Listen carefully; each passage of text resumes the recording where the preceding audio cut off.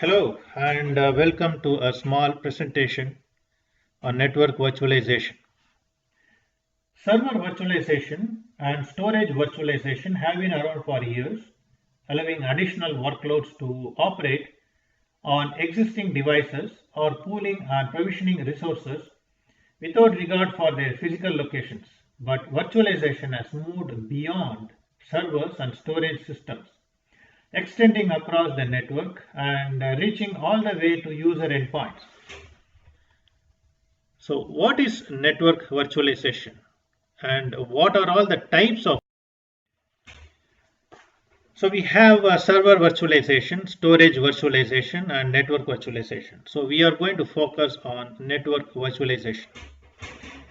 So network virtualization is a process of abstraction which separates logical network behavior from underlying physical network resources.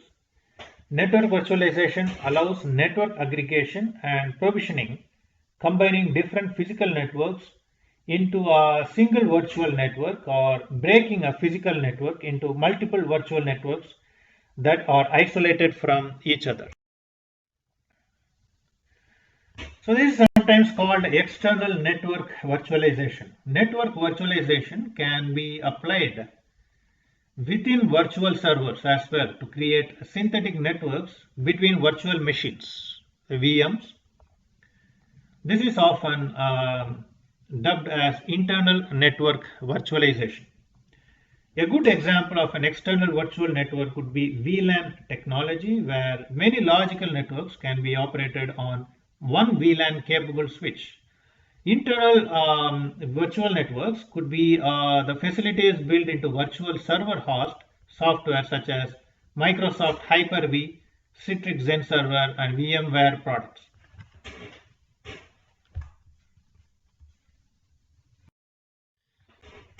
So network virtualization lends itself to benefits like cost savings, efficiency, security, and flexibility. The whole point of everything we are doing is to get more utilization out of hardware. In the virtual environment, logical switch ports are created and abstracted from the underlying physical ports. This allows more virtual switch ports to be added and connected or directed to other logical switch ports quickly and without having to commit real ports or cable them together in a data center. So suppose that a client required a separate network for application development or some sort of business. Traditionally, this would require the creation and expense of different physical network, but network virtualization would allow a new logical network to be created and configured using the same physical hardware. The new network could be isolated from other virtual networks even though it's using the same physical cables, switches, routers, and other devices. This ensures security between virtual networks. Further, the new network could be created, configured, and managed with few, if any, changes in the physical network. This kind of flexibility is impossible with physical networks. When we are out of ports in a physical switch, we need to buy another one. In the virtual world, we just change the size of the switch and reboot the virtual host and we are back in business. So what are the hardware and software elements of network virtualization?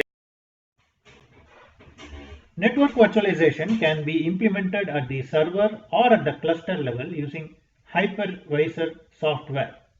You can create a virtual network on a single system. The hypervisor provides the abstraction layer that allows different types of internal networks to mimic the physical world. Hypervisor products include VMware, ESXi, Citrix Xen Server, Virtual-IN, Microsoft Hyper-V Server 2008, and the open source VirtualBox. As you may connect multiple systems, the network itself must support virtualization in the routers and switches. This may require the use of managed or intelligent switches, often termed as layer 3 switches. The switches run virtualization software modules that abstract the physical switch ports and surrounding networks into VLANs. Fortunately, VLAN capable switches are readily available. VLAN technology is everywhere today, from high-end providers such as Cisco to low-end middle-tier vendors such as D-Link. For example, a layer 3 intelligent switch may be able to run virtualization software from VMware. Okay, let's talk about what is network virtualization platform. So a network virtualization platform decouples the hardware plane from the software plane such that the host hardware plane can be administratively programmed to assign its resources to software plane. This allows for the virtualization of CPU, memory, disk, and most importantly, network I/O. Upon such virtualization of hardware resources, the platform can accommodate multiple virtual network applications such as firewalls, routers, web filters, intrusion prevention systems, all functioning much like standalone hardware appliances, but contained within a single hardware appliance.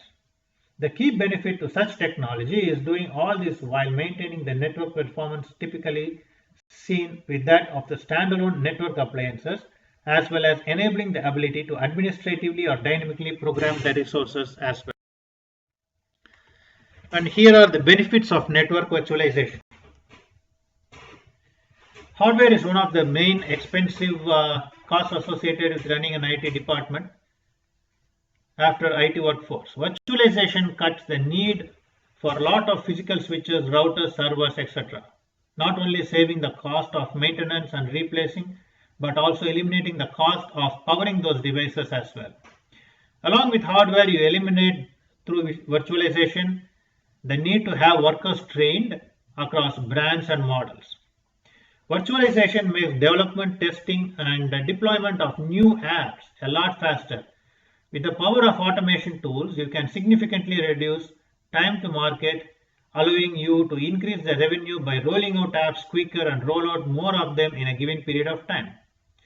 Another benefit of automation is the network policies. Policy governing compliance issues and security policies can be automated as well.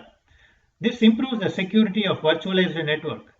This is a huge benefit to anyone doing business online, but is especially helpful in highly regulated industries like finance, healthcare, insurance, etc.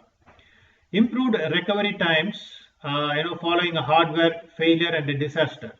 Outages caused by hardware failures or some sort of a disaster can be tremendously costly. A virtualized network helps get your system and application back up faster and sometimes can prevent any outage from happening to begin with. So, between a server virtualization and network virtualization. In server virtualization, multiple virtual machines on the same physical server, and each virtual machine is isolated from others. In network virtualization, multiple virtual networks lie on the same physical network. Each virtual network is isolated from others. And here are some of the useful links that I came across.